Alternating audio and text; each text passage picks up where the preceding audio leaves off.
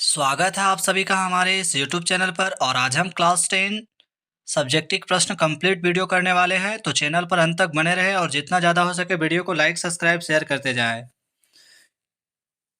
ऐसे प्रश्न final exam में बार बार पूछे गए हैं, तो उन सभी प्रश्नों को हम एक एक वीडियो में ही ख़त्म करने वाले हैं। तो वीडियो को अंत तक देखें और जितना ज़्यादा हो सके लोगों तक इसे शेयर भी करते जाएं। तो सबसे पहले जो हमारे एग्जाम में पूछे जाते हैं, जिसमें से कह रहा है कि होम हेल्थ एड का मतलब क्या होता है। सबसे पहले आप लोगों को जानकारी होना चाहिए कि HHA का पूरा नाम होता है होम हेल्थ एड, जो कि ऑब्जेक्टिव प्रश्न में पूछे जाते हैं। तो मेरे प्यारे बच्चों, होम हेल्थ एड कोर्स छात्रों को रोगियों, बुजुर्गों और विकलांग लोगों के लिए बेसिक नर्सिंग और व्यक्तिगत देखभाल प्रदान करने वाले घरेलू सहायक के रूप में काम करने के लिए ट्रेनिंग दिया जाता है या फिर ट्रेनिंग कराता है। इसके अलावा HHA को नर्सों और अन्य हेल्थ केयर प्रोफेशनल्स का समर्थन करने के लिए भी ट्रेन किया जाता है। तो होम हेल्थ एड का प्रमुख काम क्या है? जैसे कि घरेलू देखभाल करना और दवा दवा देना, ये होम हेल्थ एड का प्रमुख कार्य है। अब हम नेक्स्ट प्रश्न की ओर चलेंगे। पहला हमारा प्रश्न कंप्लीट हो चुका है, होम हेल्थ एड का मतलब क्या होता है, आप लोग भी अच्छे से नोट कर लीजिए। दूसरा प्रश्न है मेरे प्यारे बच्चों कि जैविक अपशिष्ट पदार्थ क्या है। तो जैविक अपशिष्ट आमतौर पर विशेष चिकित्सा अपशिष्ट या रोगात्मक अपशिष्ट भी कहा जाता है। इस प्रकार के कचरे को संक्रामक एजेंटों, मानव पशु ऊतकों, शरीर के तरल पदार्थ या नुकीली वस्तुओं से संभावित रूप से दूषित माना जाता है। साथ ही मेरे प्यारे बच्चों, जैव चिकित्सकीय अपशिष्ट का प्रबंधन करना विशेष जरूरी होता है, क्योंकि लंबे समय तक खुला में छोड़ देने पर इससे अनेक प्रकार की संक्रमण बीमारियां फैलती है, जो मानव शरीर के लिए काफ़ी खतरनाक साबित होता है। साथ ही हॉस्पिटल या फिर अस्पतालीय विभाग में रहने वाले जो हमारे कर्मचारी हैं या फिर पेशेंट, उन सभी पर इनका बुरा प्रभाव पड़ता है।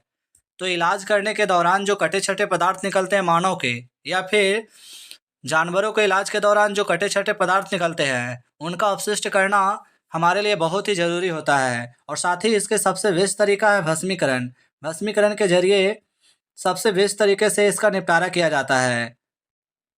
वहीं आगे हमारा एक प्रश्न है मेरे प्यारे बच्चों, आप लोग इसे अच्छे से कर लीजिएगा कि हैंड वॉश दिवस कब मनाया जाता है। तो 15 अक्टूबर को मनाया जाता है, आप लोग इसे नोट कर लीजिएगा। अब हम नेक्स्ट प्रश्न की ओर चलते हैं। प्रश्न संख्या नेक्स्ट है कि मेडिकल रिकॉर्ड कितने प्रकार के होते हैं, या फिर मेडिकल रिकॉर्ड में GDA की क्या भूमिका है।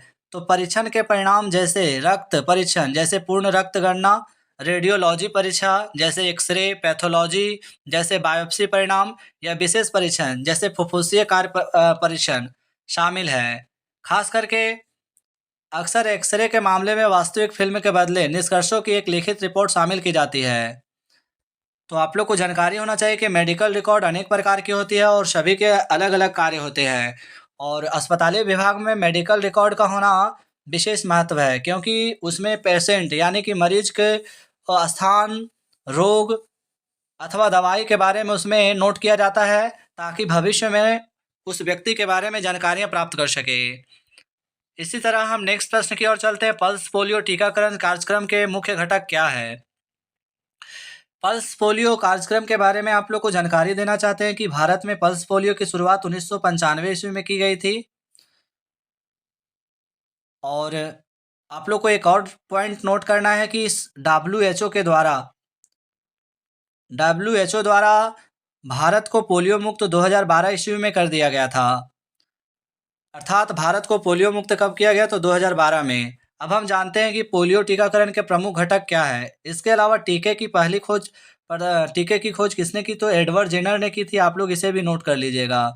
अब हम प्रश्न की ओर चलते हैं। जैसे कि हमारा प्रश्न है, पल्स पोलियो टीकाकरण कार्यक्रम के मुख्य घटक क्या है। तो इस कार्यक्रम के तहत 5 वर्ष से कम आयु के सभी बच्चों को पोलियो पोलियो समाप्त होने तक हर वर्ष दिसंबर से जनवरी माह में ओरल पोलियो टीके OPV की 2 खुराकें दी जाती है।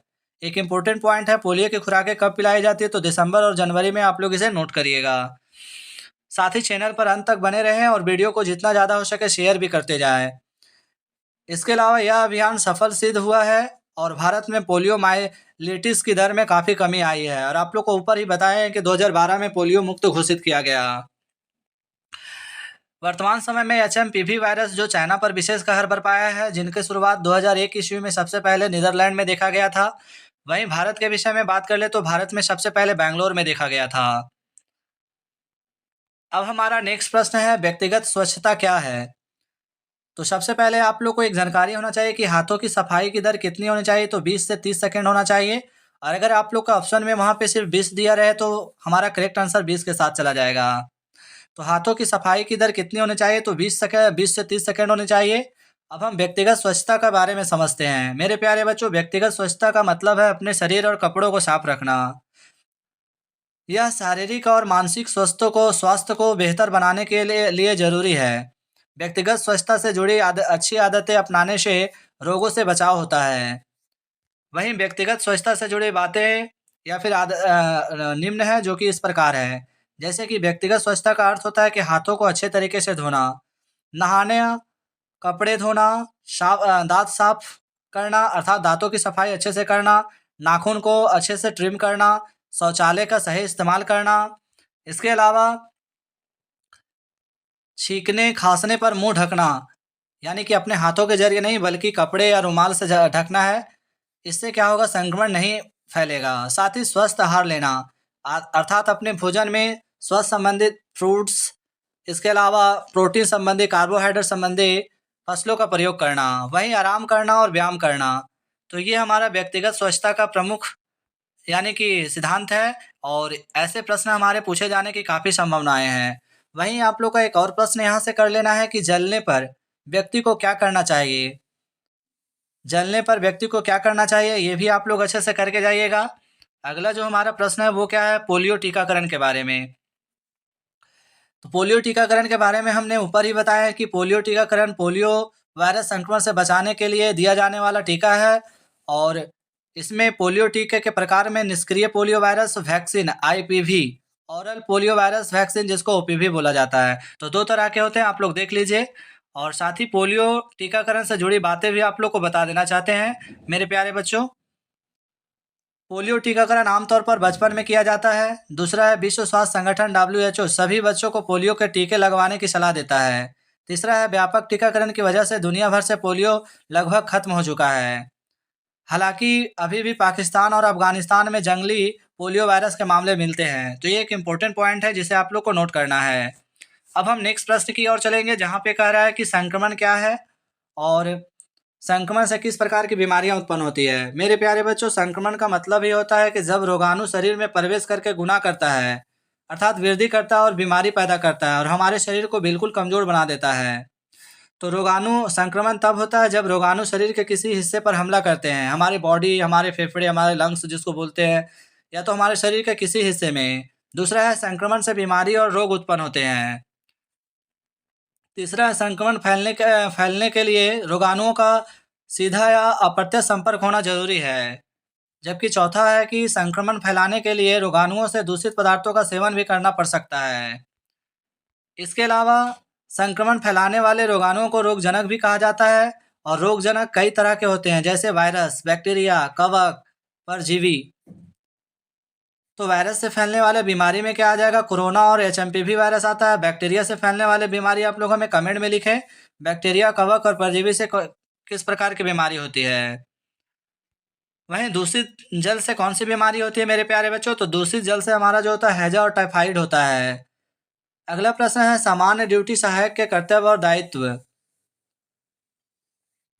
तो एक सामान्य ड्यूटी सहायक यह सुनिश्चित करने में प्रमुख खिलाड़ियों में एक है, रोगियों की प्रतिदिन की ज़रूरतों को पूरा किया जाता है। उनकी मुख्य भूमिकाओं और जिम्मेदारियों में शामिल है, जैसे कि बुनियादी रोगी देखभाल में सहायता करना, जैसे कि उनकी दैनिक दवा देने में मदद करना। दूसरा है, मरीजों, बुजुर्गों या उनकी देखरेख में विकलांग लोगों को कपड़े पहनाना और खिलाना। तीसरा है, चिकित्सकों द्वारा सुझाई गए व्यायाम और अन्य शारीरिक आवश्यकताओं में रोगियों की सहायता करना। जबकि चौथा कार्य है, रोगियों को बिस्तर के अंदर और बाहर उनके अ, कमरों में घूमने में सहायता करना। और पांचवा है, रोगी की स्वच्छता और सफाई पर विशेष ध्यान देना। तो सामान्य ड्यूटी सहायक के अनेक कर्तव्य होते हैं। इसके अलावा जैव चिकित्सकीय अवशिष्ट भी आप लोग का इंपॉर्टेंट होने वाला है। नेक्स्ट प्रश्न आप लोग करके जाना है, आप लोग को फिजियोथेरेपी के आधारभूत सिद्धांत। तो फिजियोथेरेपी के बारे में भी हम लोग पहले के वीडियो में बता चुके हैं और ये हमारा आखिरी वीडियो है। तो फिजियोथेरेपी जब हम किसी कार्य को करते हैं या फिर साइकिल चलाते हैं या फिर कोई भी काम करने के दौरान जब हमारे शरीर में ऐंठन या असहनीय दर्द होता है, तो कई बार ऐसे होते हैं कि वो हमारे हद से बाहर हो जाते हैं और ऐसे स्थिति में हम फिजियोथेरेपिस्ट के पास जाते हैं। उसे ही फिजियोथेरेपी कहते हैं। फिजियोथेरेपिस्ट क्या करते हैं, रोगी की शारीरिक क्षमता को बेहतर बनाने के लिए उपचार योजना बनाते हैं और इनके प्रमुख सिद्धांत कुछ इस प्रकार हैं, जैसे कि फिजियोथेरेपी का मकसद किसी व्यक्ति की गतिशीलता और कार्य क्षमता में सुधार करना होता है। दूसरा है, फिजियोथेरेपी में रोगी की शिक्षा, दर्द प्रबंधन और व्यायाम पर जोर दिया जाता है। तीसरा, फिजियोथेरेपी में शरीर की अपनी उपचार प्रणाली का इस्तेमाल किया जाता है। चौथा है, फिजियोथेरेपी में गर्मी या ठंड जैसे तरीकों का इस्तेमाल किया जाता है। जबकि पांचवा पॉइंट है, फिजियोथेरेपी में व्यायाम और हरकतों के जरिए ताकत, लचीलापन, सहन शक्ति और संतुलन बढ़ाया जाता है। तो इस तरह से जो भी इम्पोर्टेंट पॉइंट है हमने आप लोग को बता दिए हैं। इसके अलावा आप लोग को लाल डस्टबिन, हरा डस्टबिन, काला डस्टबिन, नीला डस्टबिन, पीला डस्टबिन, इन सभी के बारे में आप लोग को अच्छे से तैयारी करके जाना है। लाल डस्टबिन में मेरे प्यारे बच्चों, जो अस्पताली विभाग में सबसे खतरनाक वस्तु होती है, जैसे कि हमारा कटे छटे पदार्थ हो गया शरीर का। इसके अलावा आप लोग को सिरिंज वगैरह जो होता है उन सभी को रखा जाता है। घरेलू किचन में हरे डब्बे में डस्टबिन का प्रयोग किया जाता है। आप लोग हमें कमेंट में लिखें कि काला और नीला और पीला डस्टबिन में किस प्रकार के कचरे का निपटार किया जाता है।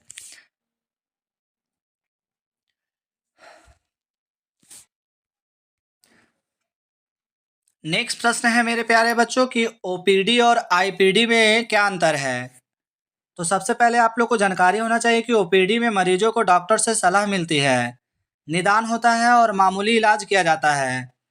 वहीं आईपीडी, जिसको हम लोग आईपीडी में क्या होता है मेरे प्यारे बच्चों, आईपीडी में मरीजों को सर्जरी, इंटेंसिव केयर और लंबे समय तक इलाज की ज़रूरत होती है।